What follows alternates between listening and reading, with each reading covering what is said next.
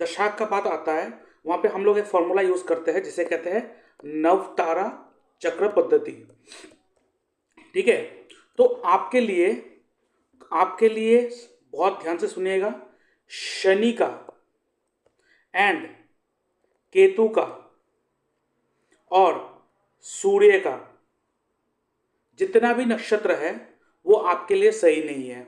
आप लोगों का स्वागत है आपके अपने एस्ट्रोलॉजी चैनल पर। क्या आप परेशान हो? आपके फाइनेंस का इशू है, मैरिज का इशू है, प्रोफेशन का इशू है, घर में प्रॉब्लम है, तो आप क्या कर सकते हो? आप अपना बर्थ चार्ट एनालिसिस करवा सकते हो। आपको क्या करना है? आपको अपना date of birth, time of birth, place of birth, आपका नेम, आपका जेंडर और आपका सवाल लिख के भेजना है मेरे इस व्हाट्सएप नंबर पे, और उसके ऊपर मैं एक डिटेल वीडियो बना के यूट्यूब में अपलोड कर दूंगा और उसका लिंक आपके साथ शेयर कर दूंगा। और उसके लिए मैं चार्ज करता हूँ 550 रुपीज़। आप मेरे इस यूपीआई नंबर पेमेंट करोगे, उसका स्क्रीनशॉट भेजोगे और हफ्ते भर के अंदर आपको एनालिसिस मिल जाएगा। लेकिन आपको जो प्रॉब्लम है, आपको जो डाउट है, वो आपको मुझसे बात करना है और डीप एनालिसिस करवाना है, इन डेप्थ, मतलब सब लॉट से लेके नक्षत्र लॉट तक का एनालिसिस आपको चाहिए इन डेप्थ, कि आपके लिए 100% किस चीज़ पे अगर हाथ डालोगे वो आपको क्लियर शॉट, आपको वो रिजल्ट देगा ही देगा। तो आपको मुझसे अगर बात करना है तो आप मुझसे एक फ़ोन कॉल अपॉइंटमेंट बुक कर सकते हो, जिसके लिए मैं चार्ज करता हूँ 1000 रुपीज़ ओनली। और उसका पेमेंट आप मेरे इस यूपीआई नंबर पर पे करोगे, उसका स्क्रीनशॉट दोगे और उसके बाद मैं आपको एक टाइम दे दूंगा, उस दौरान मैं आपसे बात करूंगा। और अगर आप शादी करना चाहते हो, लड़का लड़की दोनों का चार्ट है, और कुंडली एनालिसिस, कुंडली मैचिंग करवाना चाहते हो, तो उसके लिए आप मुझसे अपॉइंटमेंट बुक कर सकते हो, जिसके लिए कुंडली मिलान करने के लिए जो मेरे चार्जेस कर लेता हूँ वो है 1400 रुपीज़। आप मेरे इस यूपीआई नंबर भेजोगे, पेमेंट करोगे, उसका स्क्रीनशॉट भेजोगे और उसके बाद मैं आपको एनालिसिस करके दूंगा। और अगर आपके पास डेट ऑफ बर्थ तो है लेकिन टाइम श्योर नहीं है, आपको बस ये पता है कि इतने बजे से लेके इतने बजे तक के अंदर मेरा जन्म हुआ है, तो आपको अपना बर्थ टाइम रेक्टिफिकेशन करना पड़ेगा। और बर्थ टाइम रेक्टिफिकेशन के लिए आप क्या कर सकते हो? मेरे व्हाट्सएप पर अपना बर्थ का जितना भी डिटेल्स है वो सेंड कर सकते हो, और आपसे मैं वो सवाल पूछूंगा जो रिलेटेड चीज़ें हैं, आपके जो लाइफ में जो जो इवेंट हुआ है, आपके हेल्थ के बारे में, आपके फैमिली के बारे में सारा चीज़ पूछूंगा, और उसके ऊपर आपके कुंडली पे ऊपर काम किया जाएगा कंटिन्यूअस, और उसके बाद आपके बर्थ चार्ट को रेक्टिफाई करके दिया जाएगा। आपके लिए जो परफेक्ट टाइम था, जिस टाइम पे आपने जन्म लिए हो, वो टाइम आपको निकल के दिया जाएगा। तो बर्थ टाइम रेक्टिफिकेशन के लिए जो मैं चार्ज करता हूँ दैट इज 3200 रुपीज़ ओनली। आप मेरे इस यूपीआई नंबर पेमेंट करोगे, उसका स्क्रीनशॉट भेजोगे, उसके बाद मैं आपको ये सारा एनालिसिस करके दूंगा। और इसके साथ अगर आपका नाम अगर गलत स्पेलिंग हो रहा हो, क्योंकि नाम ही हमारा फ्यूचर है, तो नेम करेक्शन अगर करवाना चाहते हो, क्योंकि कभी कभार हर वो चीज़ करवाने के बाद भी हम लोग थक जाते हैं, क्योंकि हमारे जो नाम है वही हमें सपोर्ट नहीं कर रहा होता है, क्योंकि नाम बहुत इंपॉर्टेंट है। अब कहीं पर भी आप अपना डॉक्यूमेंट सबमिट करते हो तो वहाँ पे आपका चेहरा या आपका फोटो नहीं देखा जाता है, आपका नाम ही है जो एनर्जी रेडिएट करता है। और अगर वो एनर्जी आपके साथ मिसमैच करता है तो वो डॉक्यूमेंट या वो चीज़ आगे बढ़ेगा ही नहीं, आप देख लेना। ऐसे मैंने बहुत सारे का काम करवाया जिसका नेम चेंज करवा के उन आज वो बड़े बड़े जगह पे जॉब कर रहे हैं। तो नेम अगर करेक्शन करवाना है तो आप ये अपॉइंटमेंट बुक कर सकते हो, जिसके लिए मैं चार्ज करता हूँ 2210 रुपीज़, 2210 रुपये मैं चार्ज करता हूँ। आप मेरे इस यूपीआई नंबर पेमेंट करोगे, उसके बाद आप मुझसे व्हाट्सएप पे कांटेक्ट करोगे और नेम करेक्शन करवा के दूंगा। और इसके साथ मैं अपने व्यूअर्स को कहना चाहता हूँ, अगर आप एस्ट्रोलॉजी में इंटरेस्टेड हो और एस्ट्रोलॉजी आपको सीखना है, तो डिस्क्रिप्शन बॉक्स में मैंने मेरे जो गूगल ड्राइव का लिंक है वो दे के रखा है। वहाँ पे मेरे केपी एस्ट्रोलॉजी का, वैदिक एस्ट्रोलॉजी, ठीक है, उसके बाद वहाँ पे आपके वास्तु का कोर्स जो है वो वहाँ पे सब इंक्लूडेड है। वास्तु, उसके बाद केपी एस्ट्रोलॉजी, वैदिक एस्ट्रोलॉजी, जहाँ पे नवतारा चक्र पद्धति भी इंक्लूडेड है। उसके बाद नक्षत्र त्रिपाप चार्ट का प्रेडिक्शन है। उसके बाद वहाँ पे आपका दशा लगन टेक्निक भी है, अष्टक वर्क टेक्निक भी है, जहाँ पे अष्टक वर्क से भी चीज़ें प्रेडिक्ट करना सीखा जाता है। मेडिकल एस्ट्रोलॉजी भी है और साथ में मैरिज मेकिंग एस्ट्रोलॉजी भी है। तो ये बहुत सारे कोर्स को मिला के एक कंपाइल कोर्स बना के रखा है, और जो सारे वीडियो है वो आप उस लिंक पे क्लिक करोगे तो आपको वहाँ पे प्राप्त हो जाएगा। लेकिन वो रेस्ट्रिक्टेड है, जब इस कोर्स में ज्वाइन करोगे तो आपको उसका रेस्ट्रिक्शन को आपको अलाउ कर दिया जाएगा, उस वीडियो को आप देख सकोगे। और आपको एक व्हाट्सएप ग्रुप में ऐड कर दिया जाएगा जहाँ पे लाइव क्लासेस भी होगा, तो आपको रिकॉर्डिंग के साथ साथ लाइव क्लास भी दिया जाएगा। और जो कोर्स का जो फीस है जो आप मैंने रखा, जिसका नाम है basic to advance astrology and vastu course, और ये सर्टिफिकेशन कोर्स है। आपको कोर्स खत्म होने के बाद सर्टिफिकेट मिलेगा प्रोफेशनल एस्ट्रोलॉजी का, और ये हमारे इंस्टीट्यूट की तरफ से मिलेगा, जो dynamic astro and vastu science professional institute of occult practices. तो इस कोर्स का जो फीस है वो है 21,000 रुपीज ओनली। यहाँ पे आपको वैदिक केपी, नवतारा चक्र पद्धति, दशा लगन टेक्निक, मैरिज मेकिंग, अष्टक वर्क, नक्षत्र रीतिभाव चार्ट, वास्तु भी इंक्लूड है। तो इतने सारे सब्जेक्ट को कॉम्बाइन करके ये सब्जेक्ट बनाया गया है, जो बहुत ही प्यारा साइंस है, आपके लिए बहुत ही इफेक्टिव सब्जेक्ट है। तो आप मेरे इस यूपीआई नंबर पर पेमेंट करोगे फीस, और उसका स्क्रीनशॉट भेजोगे, और उसके साथ साथ इस व्हाट्सएप नंबर पर आप मैसेज करोगे या मुझे कॉल करोगे फर्दर इन्फॉर्मेशन के लिए। और उसके बाद आप जब पेमेंट करोगे, पेमेंट करने के बाद वो ड्राइव का जो एक्सेस है वो अलाउ कर दिया जाएगा आपको, और उसके बाद आप उस सारे के सारे जो वीडियो है वो सारा वीडियो देख सकोगे, उसको सीख सकोगे। उसके बाद लाइव क्लासेस होगा जहाँ पे इंपॉर्टेंट टॉपिक, इंपॉर्टेंट पॉइंट और नए नए रिसर्च के ऊपर जो बात किया जाएगा, जो फिलहाल रिसर्च चल रहा है वो सारे के ऊपर रिसर्च करा जाएगा। और मैंने जो 5-6 साल तक रिसर्च किया है वो भी आप लोगों को प्रोवाइड कर दिया जाएगा। हाय, आपने सवाल पूछा है कि मेरा financial career, profession, overall year कैसा रहेगा। ठीक है, फाइनेंशियल करियर प्रोफेशन के ऊपर बात करेंगे नो डाउट, लेकिन ओवरऑल साल कैसा रहेगा, आपके साथ क्या क्या होगा क्या नहीं होगा, वो सारा डिसाइड होता है आपके दशा से। आज मैं जिस टेक्निक के ऊपर बात करने वाला हूँ, आपको वो ये बहुत अच्छा रिजल्ट देगा। आज एक बार बता दूंगा, और इसको आप हर साल यूज़ कर सकते हो। आपका जो जन्म हुआ है वो जन्म हुआ है आपके राहु के नक्षत्र में। तो आपका जन्म जो हुआ है वो राहु के नक्षत्र में जन्म हुआ है। तो अगर मैं दशा का सीक्वेंस पकड़ूं तो राहु के बाद कौन आता है, जुपिटर। जैसे कि आप देख सकते हो यहाँ पे राहु के बाद कौन आता है, जुपिटर, उसके बाद शनि, उसके बाद मर्क्यूरी, उसके बाद केतु, उसके बाद वीनस, सन, मून, मार्स। अब यहाँ पे जब दशा का बात आता है वहाँ पे हम लोग एक फॉर्मूला यूज करते हैं जिसे कहते हैं नवतारा चक्र पद्धति। ठीक है, तो आपके लिए बहुत ध्यान से सुनिएगा। शनि का एंड केतु का और सूर्य का जितना भी नक्षत्र है वो आपके लिए सही नहीं है। ठीक है, शनि का नक्षत्र, केतु का नक्षत्र, सूर्य का नक्षत्र। इसका मतलब ये नहीं कि शनि केतु सूर्य आपके कुंडली के हिसाब से आपके लिए खराब है, नहीं, प्लेनेट खराब नहीं है। मैं कह रहा हूं कि शनि केतु और सूर्य का जितना भी नक्षत्र है वो आपके लिए सही नहीं है। अब हमें पता है कि जब भी कोई दशा आता है उस दशा का जो नक्षत्र लॉर्ड है, मतलब जिस प्लेनेट का दशा चल रहा हो वो जिस नक्षत्र में बैठा है वही नक्षत्र लॉर्ड हमें अपना रिजल्ट प्रोवाइड करते हैं। तो आपको पता है, आपको कोई भी अगर अच्छा काम करना है, जिस दिन आप काम करेंगे चाहे कितना भी अच्छा मुहूर्त हो, आप पंचांग देख लेना। उस दिन अगर शनि का नक्षत्र आ रहा हो, केतु के नक्षत्र आ रहा हो और सूर्य का नक्षत्र आ रहा हो तो उस दिन कोई काम मत करना। ठीक है, क्योंकि ये आपके लिए अच्छा नहीं है। शनि का 3 नक्षत्र होता है, केतु का 3 नक्षत्र होता है और सूर्य का 3 नक्षत्र होता है। टोटल 9 नक्षत्र है जो आपके लिए सही नहीं है। ठीक है, और इसका चार्ट आपको ऑनलाइन कहीं भी मिल जाएगा। तो आपको पता चल गया कि शनि, केतु और सूर्य का नक्षत्र आपके लिए सही नहीं है। अब आपका दशा क्या चल रहा है, देखिए आपका दशा जुपिटर का चल रहा है, और जुपिटर किसके नक्षत्र में बैठा है, वीनस के नक्षत्र में। तो वीनस तो खराब की लिस्ट में नहीं है, तो जुपिटर का महादशा आपके लिए सही जाएगा, कोई टेंशन नहीं है। लेकिन बीच बीच में अंतर्दशा आएगा, वो क्या कहता है देख लीजिए। अब यहाँ पे देखिए, अभी जो अंतर्दशा चल रहा है वो चल रहा है फिलहाल आपका सूर्य का, और सूर्य किसके नक्षत्र में, मार्स के नक्षत्र में। तो ये टाइम आपके लिए तो बहुत अच्छा जा रहा है, बहुत बेनिफिशियल होगा। ठीक है, मंगल का नक्षत्र, एक चीज बता देता हूं आपके लिए, मंगल का जो भी नक्षत्र है, तीनों के तीनों नक्षत्र आपके लिए अति योग कारक नक्षत्र है। ठीक है, कुछ भी इंपॉर्टेंट काम करना है, कुछ भी करना है, आप मंगल का कोई भी नक्षत्र में कर लीजिए, आपके लिए हाईली बेनिफिट होगा।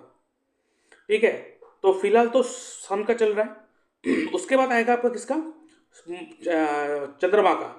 और चंद्रमा किसके नक्षत्र में बैठा हुआ है, राहु के नक्षत्र में बैठा हुआ है। अभी ध्यान से सुनिएगा, राहु जो है आपके कुंडली में वो आपका जन्म नक्षत्र है। जन्म मीन्स व्हाट, रीबर्थ, ठीक है, रीबर्थ। और मैं अपने सारे व्यूअर्स को कह रहा हूं, ध्यान से सुनिएगा, जब भी आप अपना दशा देखिएगा और जो दशा चल रहा हो वो दशा का प्लेनेट जिस नक्षत्र में बैठा हो वही आपको रिजल्ट प्रोवाइड करेगा।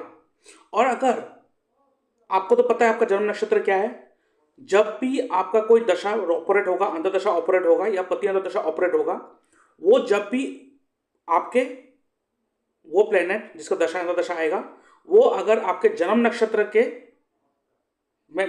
में बैठा हो, जैसे कि इस कुंडली में राहु इनका जन्म नक्षत्र है और चंद्रमा उनके राहु के नक्षत्र में बैठा हुआ है, तो जन्म नक्षत्र क्या है, जन्म क्या है, रीबर्थ। तो आप देखोगे जब भी आपका दशा अंतर्दशा पति अंतर्दशा का प्लेनेट आपके जन्म नक्षत्र में बैठा हो, वो जब आपके रूलिंग में आता है, एक्टिवेशन में आता है, उस समय आपके लाइफ में एक नया रीबर्थ होता है। आपके लाइफ में एक नया जन्म होगा, एक नया इंसिडेंट होगा जो आपको पूरा चेंज करके रख देगा। ठीक है, तो आप अभी जो भी काम कर रहे हो सब ठीक चल रहा है और सूर्य तक चलेगा, बहुत बढ़िया चलेगा, कोई इशू नहीं है। ये चंद्रमा का जब दशा आएगा, अंतर्दशा आएगा, उस समय आप में आपके लाइफ में बहुत बड़ा मोड़ आएगा, बहुत बड़ा एक चेंजेस आएगा। अब ये चेंजेस किस तरह से हो सकता है, आप देखिए यहाँ पे राहु कौन से हाउस को दे रहा है, देखिए 3, 5, 8, 12।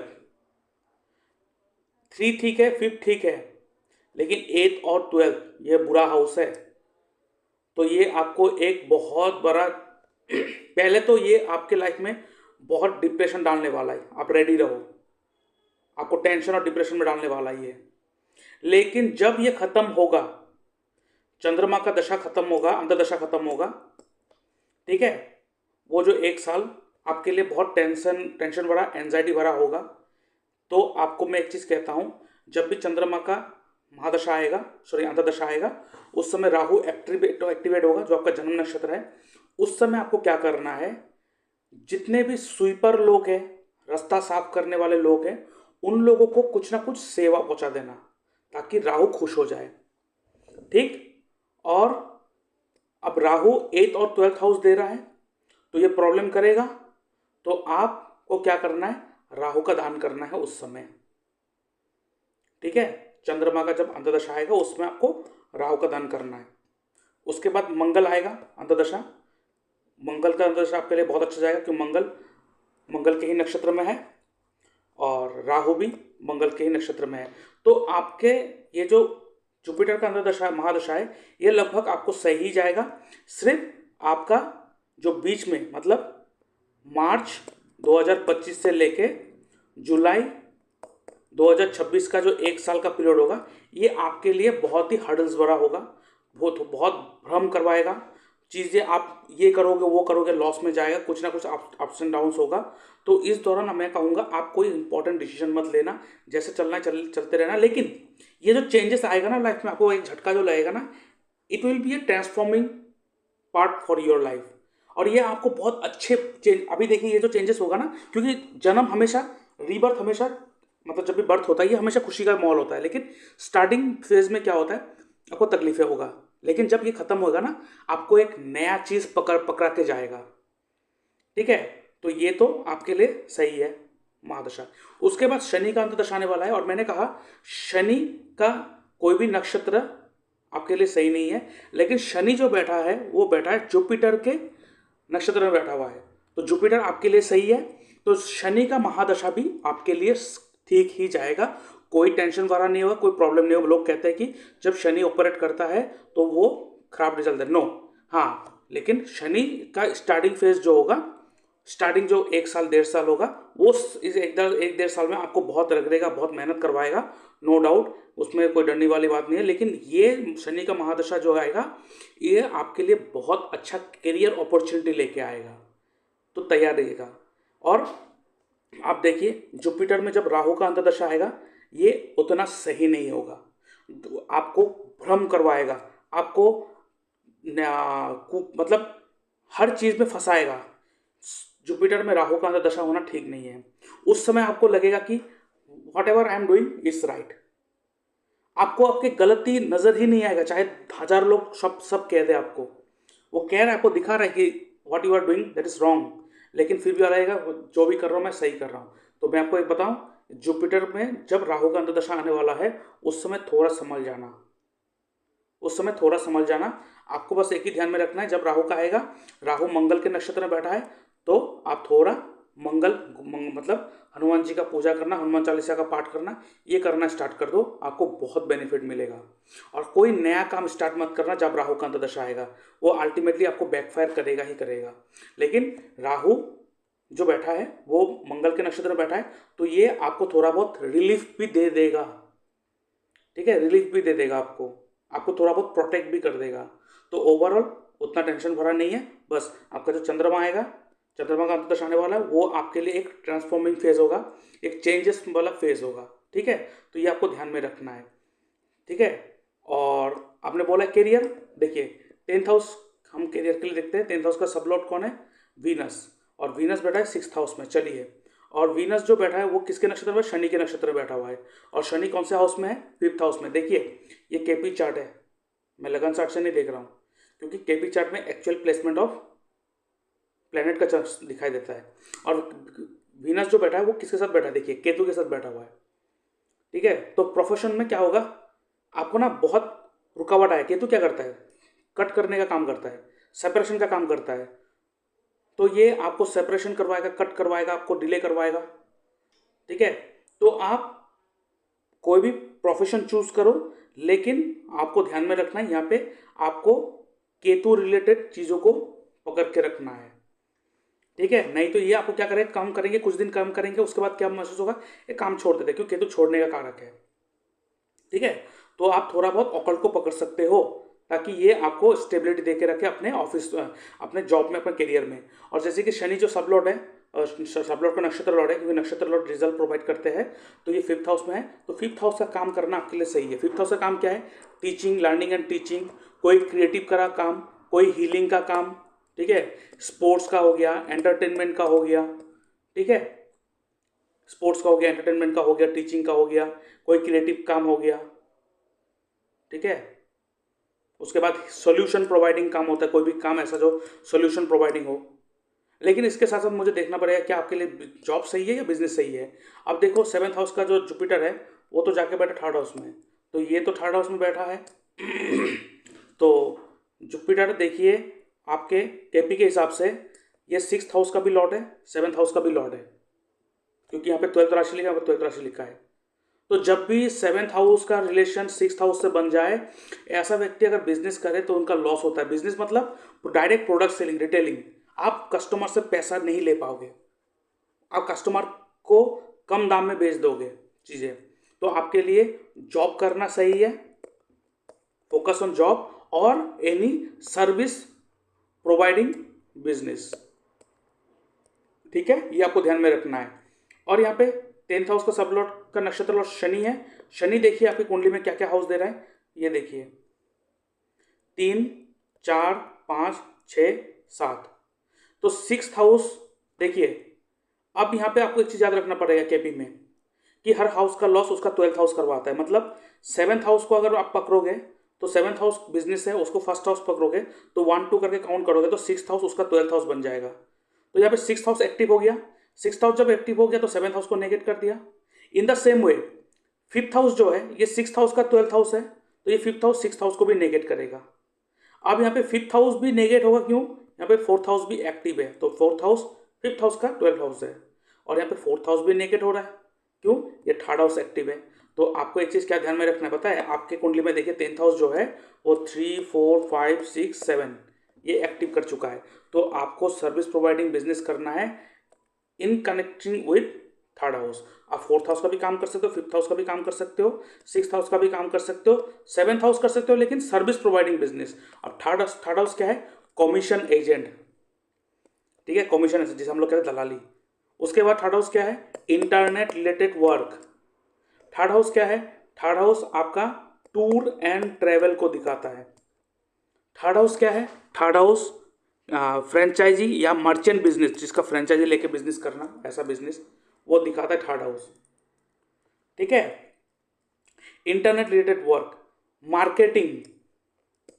Marketing, graphics designing and marketing, online marketing, digital marketing, ये सारे चीज को दिखाता है।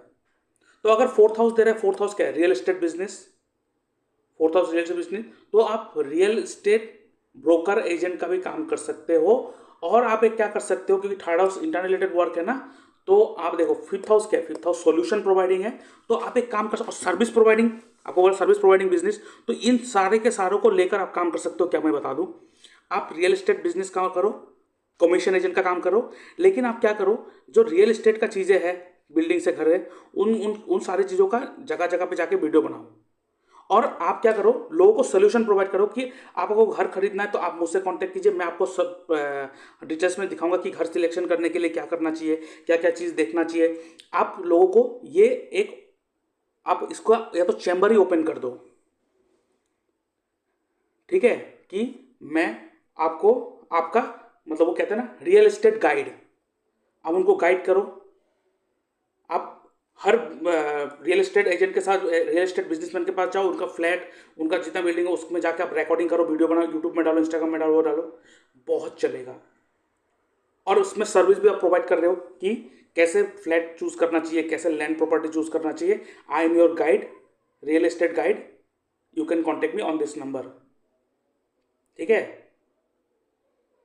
और इसके साथ साथ आप एक चीज को ऐड कर दो, क्योंकि मैंने कहा आपको ऑकल्ट से जुड़ना है, केतु है आपके, जो वीनस है वो केतु के साथ इन्वॉल्व है, तो आप, और फोर्थ हाउस दे रहे हैं, फोर्थ हाउस क्या है? वास्तु। तो आप एस्ट्रो वास्तु और वास्तु को क्लब कर दो, और उसमें ये चीज ऐड कर दो कि आप घर बनाएंगे तो आपके घर को वास्तु के हिसाब से बनाने के लिए जो आपको गाइडेंस चाहिए वो भी मैं प्रोवाइड करूंगा। तो अगर आपको पता नहीं तो आप सीख लीजिए, या तो आप एक ऐसे बंदे को अपने साथ रखिए जो आपको गाइड करे, जो आपको ये सारी चीज में मतलब एक्चुअली वास्तु में गाइड करे, एक ऐसे भी आपके साथ ऐड कर लो। नहीं तो उतने दिन आप मुझसे कांटेक्ट रहो, किसी का बिल्डिंग खरीदना है, कुछ खरीदना है, उसे घर का वास्तु चेक करना है, ऑनलाइन मैं चेक कर दूंगा, क्या प्रॉब्लम है। लेकिन मैं ये एग्जांपल दे रहा हूं, आप इस तरह की चीजों को ऐड करो, आप देखोगे बहुत अच्छा आएगा। या तो आप या तो आप बिजनेस करो, और सॉरी जॉब करो, किसी भी जॉब चले जाओ, जॉब में चले जाओ, लेकिन लाइफ में चेंजेस तो आएगा। और जो मैंने कहा, इस सेक्टर को अगर नहीं पकड़ोगे और कुछ उधर उधर करोगे, कर लोगे, लेकिन उसमें आपको सफलता नहीं मिलेगी, फिर घूम फिर के आप वहीं आ जाओगे जहां से आपने स्टार्ट किया है। और अभी सेवंथ हाउस देखते हैं, क्योंकि seventh house is business. Seventh house का सबलॉर्ड कौन है? जुपिटर। जुपिटर किसके नक्षत्र में? वीनस के नक्षत्र में है। और वीनस आपकी कुंडली में कहाँ बैठा है? सिक्स्थ हाउस में बैठा है। देखिए सर्विस के हाउस में बैठा हुआ है, तो कैसे आप बिजनेस कर लोगे? इसलिए मैं कह रहा हूँ आप सर्विस प्रोवाइडिंग बिजनेस करो तो आपके लिए सही होगा। और थोड़ा बहुत आप एक ध्यान में रखना, ठीक है, क्या ध्यान में रखना है?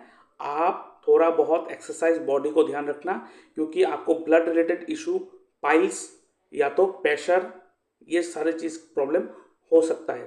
मंगल रिलेटेड बीमार हो सकता है आपको, ठीक है, ये आपको ध्यान में रखना है। मंगल रिलेटेड बीमार हो सकता है आपको, ये ध्यान में रखना है।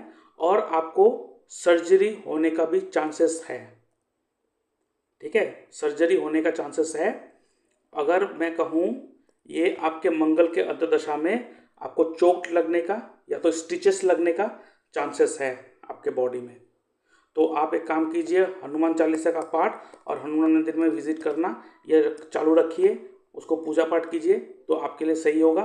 दूसरा, और आपको क्या करना है, मंगलवार के दिन, ठीक है, मंगलवार के दिन आपको नॉनवेज नहीं खाना है। ट्यूसडे, थर्सडे एंड सैटरडे, ये 3 दिन नॉनवेज नहीं खाना है आपको, ये ध्यान में रखना है, ठीक है।